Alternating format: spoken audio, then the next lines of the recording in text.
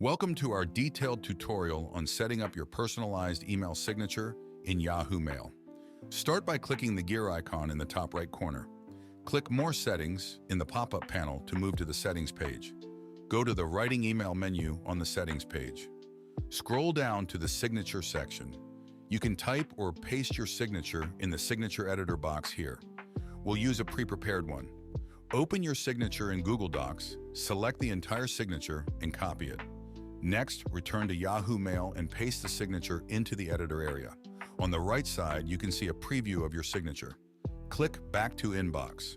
The signature will be saved automatically. Finally, let's ensure everything looks perfect. Press the Compose button to send a test message to our email address.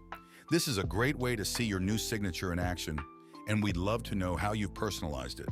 As you can see, the signature has already been added at the bottom of the new message window. Please type or paste the recipient's address, compose your message, and send it. Your recipients will see your new signature when they receive your email. Congratulations! You've successfully added a personalized email signature to your Yahoo Mail. Thank you for joining us in this tutorial.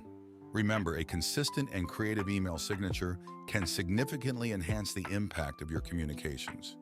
If you have any questions, please leave your comments below this video.